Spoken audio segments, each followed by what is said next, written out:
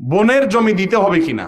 বাহ, বনের জমি দিতে হবে কিনা মানে বনের জমি যদি না দেন তাহলে গুনাহ তো হবে ডবল।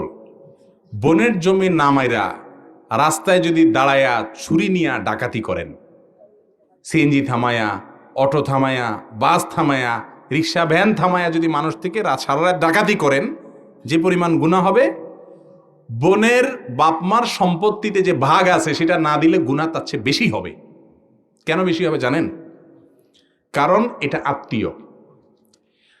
অন্য মানুষের হক নষ্ট করলে একটা গুনাহ, আর এখানে হক নষ্ট করলে ডবল গুনাহ। এক তো হক নষ্ট করলেন, আবার আত্মীয়র ক্ষতি করলেন। রাসূল করিম সাল্লাল্লাহু আলাইহি ওয়াসাল্লাম বলেছেন, আস-সাদাকাতু আলাল মিসকিনি সাদাকা ওয়াস-সাদাকাতু আলা যাবিল আরহামে সিলাতুন ওয়া সাদাকাতুন।